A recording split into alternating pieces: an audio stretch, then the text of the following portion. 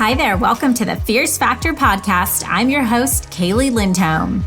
And I think it's time for us women to shift the conversation in business and step into our feminine leadership to do the most iconic work the aesthetic industry has ever seen.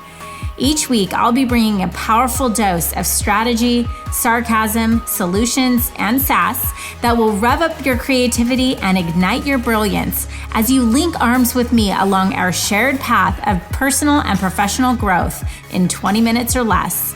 Let's go.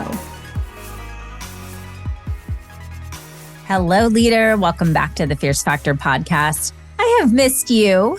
I have been out for a couple of weeks, actually across the pond, visiting my sister in Switzerland and touring the family around Italy. I'm not going to lie, I'm a little jet lagged.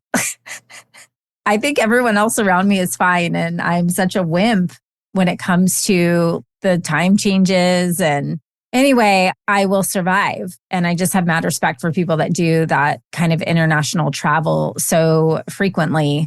But I am so excited to be here with you, and so much going on at KLC. A very, very exciting week here. When this podcast launches on August 18th, Monday, we will have kicked off our first session of Spark, which is our 5-day live leadership sprint. I can't think of a time I've been more excited to just be live with the community, with you, to really address the shifts that are happening in the industry and talk through strategies for navigating this next era of our economy, of the political landscape, of what's happening with so many of these just social experiences that we're having. And it's such a very both scary and also exhilarating and exciting time, with so much opportunity to capitalize on what is to come. And so I think to be able to sit and talk about how to address it and remind you of who the F you are, honestly, there's so much noise out there. And I think it's hard to find the time to focus and just really get clear and feel really confident about where we're going. And I think that applies to both our personal and professional lives. And I think they're really one and the same. And when I talk about building a life first business, it means that we are building an ecosystem around us that uplifts and supports and energizes us, and that our business is a pathway to fulfilling our purpose. It's not our purpose, but it is an important piece of the larger puzzle and the journey that we're on in this lifetime.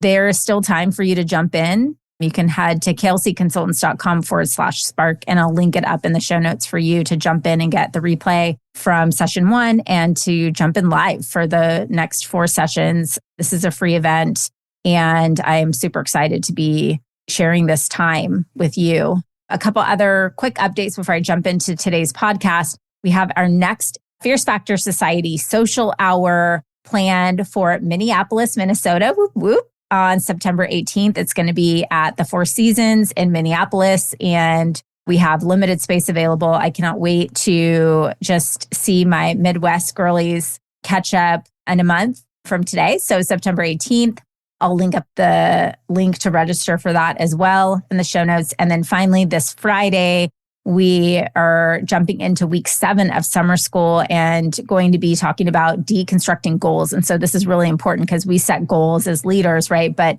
the important thing is that we're able to reverse engineer those goals to give really actionable goals to our team members so that they know what activities to be investing their time in every day to produce and drive results at their level, and then ultimately to lead up into the results that we produce as a business. So we definitely want to jump in on that. That's an incredible session, one of our most attended as well. So super excited for all of these things upcoming, and excited to talk about today's topic, which is about why your injector isn't fully booked. Welcome back. It's episode 279. And I want to talk you through this pain point that many founders have when it comes to scaling their business through team, and that is getting their other providers fully booked and optimized. And if you struggle with this problem, let me reassure you that you are not alone. And if you don't, you either have in the past or you will eventually. It is one of the core complexities of scaling a business. And here's why. If you are a service-based founder, your business likely grew to a point where you were ready to hire another service provider because you personally magnetized a clientele that maxed your capacity to serve new clients, at least at the same level of excellence. And so you may have noticed your schedule getting fuller and fuller and new appointments taking weeks or months to book. So in your mind, you thought, if I hire another human to help offload some of this demand, I will free myself of some of the workload and I'll, in theory, make more money because there will be two of me instead of just one and or more, depending on where you are in your scale strategy. Think about this. You go through this emotional and time-consuming process of finding someone you trust, someone you believe in, someone you're willing to invest in and endorse as a product of your beloved business.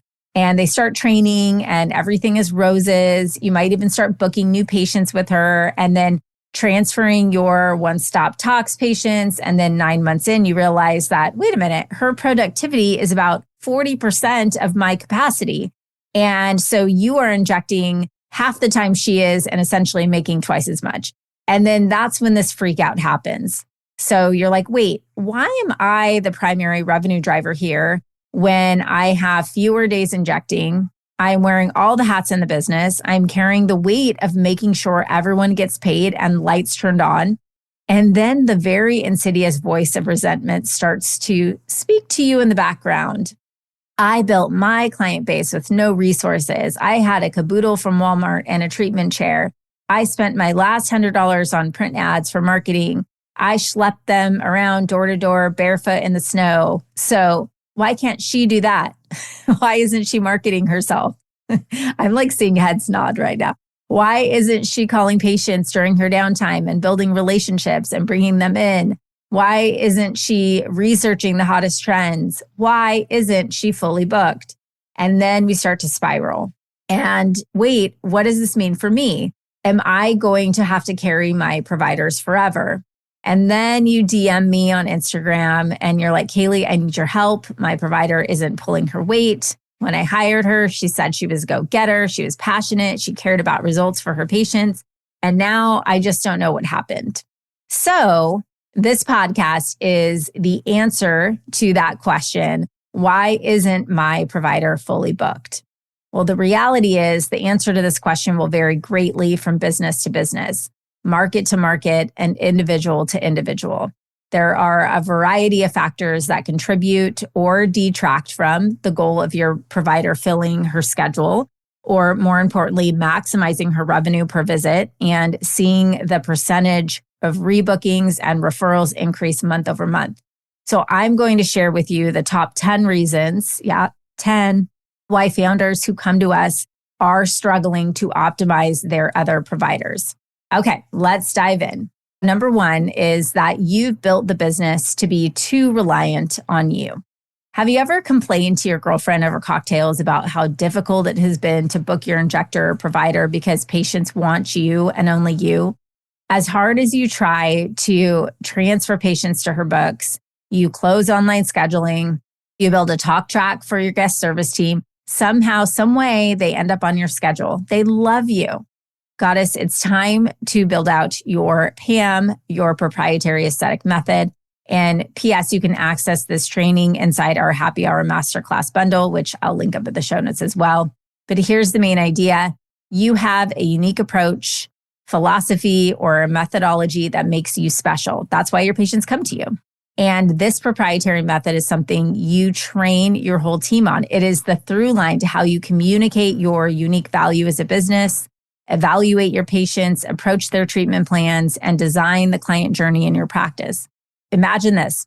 Instead of your patients telling their friends about Injector Susie, they tell them about the Skin Deep method at Skin Deep Medical Aesthetics and brag about the experience, the treatment plan, the outcomes, and the team. So when someone comes to your practice, They have consistent experiences across the board, and the results speak for themselves. This is creating an ecosystem where the business is not so reliant upon you, but more upon your proprietary technique. The second reason your injector may not be fully booked is that you hired another injector, but what you really needed was business support. So this one is super insidious. It starts with a founder who is extremely busy. Maybe she's hired 1 or 2 guest service team members, an esthetician, and she's slammed. Her days are busy injecting. Every open hour is spent working on the business. So she decides to hire another injector with the goal of bringing in supplementary revenue. But what happens in reality is that founder isn't really offloading patients because she wasn't fully booked clinically to begin with. She was busy with all of the hats, right? Doing all of the things. And so what happens is that she unintentionally creates a situation where she carries the same workload, but has now added another cost center to the business. So insert stress, insert desperation, insert frustration, insert adjusted expectations for that provider to become instantly fully booked so she can pay for herself. So regardless of how experienced a provider is, the general flow of patient growth won't necessarily change, certainly not immediately. And offloading patients from one provider to another will just transfer income sources, so to speak. So a better strategy may have been to invest in some additional administrative support to free the founder's non-patient hours to inject and build the brand. But ultimately, scaling up will require the right people with the right passion and a lot of patience. Reason number 3 is that you haven't cut back enough time out of your own schedule to properly train and mentor your new provider. So this one can be a tough pill to swallow for a busy entrepreneur. You likely started your business because you had that it factor. You have a natural ability to connect with others, to build trust, to enroll a patient into a results-based treatment plan. Your average revenue per hour is in the thousands. You're super confident making recommendations that push a client's financial comfort zone because you're confident in your proven results and established reputation. So you bring in reps to train and even have them shadow you, but that unicorn level of productivity doesn't necessarily automatically translate from clinical skills. It comes with experience, mentoring, auditing, polishing, and iterating. It comes from you teaching your own framework, shadowing, and providing feedback. And this will require you to prioritize this time in your calendar. And most founders won't leave a direct revenue producing hour to develop these critical skills in another injector. Again, this requires intention and patience. Reason number 4, you're too emotionally connected to the clientele you've built. So this one's pretty self-explanatory. If you love injecting and you love your patients as bad as you want to transition out of being tied into the treatment room, you get your dopamine hit, your sense of fulfillment from the experience of interacting with your patients. So you hire another injector and only build her books with new patients and somehow expect new patients to be rolling into your practice faster than they have been, which really brings me to number 5, reason why your injector isn't fully booked. They shouldn't be. Number 5 is your expectations are misaligned, or AKA you're too impatient. You probably hired too late. You didn't provide the proper training runway. And for all the other reasons I'll mention today, you become discouraged. Remember, each employee will develop at their own pace, but the better you are at leading this process, the more efficient growth trajectory your provider will have. I would be looking for movement in the right direction. First and foremost, starting with rebookings. If your injector is not getting patients back in her chair, you might have a clinical or confidence issue. On the flip side, if you have not clearly communicated your expectations to that employee, is there an agreed upon growth goal? Are milestone check-ins scheduled? Are those goals being measured and evaluated? Most commonly, these details are overlooked or ignored, and that causes some fallout. Reason number 6, you're expecting them to market themselves versus challenging yourself to build a solid marketing and sales system to fill their books. Okay, I know this one's going to trigger some folks. This is a tough pill to swallow. Most people are not born as skilled marketers. We as founders invest a large amount of time and money into building our brand. And I think we all agree that upholding this hard-earned reputation is critically important. Yet, for some rhyme or reason, we've normalized this idea that a service provider, aka an injector, should be responsible for marketing herself and filling her own books. The reality is, if your brand is self-sustaining, your method is unmatchable, your client experience is jaw-dropping, patients will come to your practice for those reasons, not to seek a specific provider who marketed themselves on social media. If that's the reason they do come to our business, then we really can't be surprised when a provider leaves and her clients follow her. Listen, I'm not saying a provider shouldn't be expected to rebook patients, to upsell to greater clinical outcomes in the treatment room, and to ask for referrals and reviews. But the majority of the energy I see founders spend tracking social media posts and new client acquisition of their providers, I believe is a distraction from what truly grows the business and the health of the business. If your provider isn't steadily growing her clientele by providing exceptional work in the treatment room alone, that's the first red flag I would have. I would double down on solving this problem before I even provided a social media account to any employee. Which brings me to number 7, your provider doesn't feel clinically confident in the treatment room. This might actually surprise you, but more often than not, we overlook this, especially when we've invested a ton of time and resources into supporting them through the training process. So it kind of looks like something like a provider doing a ton of shadowing and industry trainings, but maybe there isn't a proper reverse shadow or mentorship oversight that's built into these training milestones, meaning a founder gets them good enough to go and then doesn't sit with them for a day or two, 3 or 6 months later to shadow them, to evaluate their consultation process, to make sure that they are clinically upselling and cross-selling patients into greater outcomes. They will only feel comfortable doing this if they are enthusiastically sold on their own clinical skills and the results that they are able to deliver to the patient. Owners have a tendency to disconnect to allow ample runway for an employee to grow and then boomerang back when it's not happening. Having a very dialed in training program and milestone check-ins and accountability is critical and will help with this process. So you kind of have to be up in their business to know, are the things that I'm asking them to do being done in the treatment room? And I would, from square one, make sure that you have a system in place to be able to do this, whether it be shadowing them, a secret shopper, video, role plays, etc. But those things are going to be really important. And I think I see this more often than not, that there's a lack of confidence clinically that prevents them from really growing their business the way that you have. Number 8 brings me to the scenario where this might not be your provider's fault, but because you have a very low value business model, meaning that you're heavy on one-stop tox patients and light on long-term treatment plans, recurring revenue, high income, high result packages. So at KLC, of course, we talked about how we teach the value of building that proprietary aesthetic method. For this reason, it becomes a system, so to speak, so that it automates a conversation around the outcomes during the consultation process. So this is a great way to pre-screen patients prior to their visits, to understand their goals and qualify them as proper candidates for your treatment plans. We have found that equipping your providers with this kind of tool will increase their rebooking rates by 55%. Number 9 is that you are afraid to fully invest in her in case she leaves.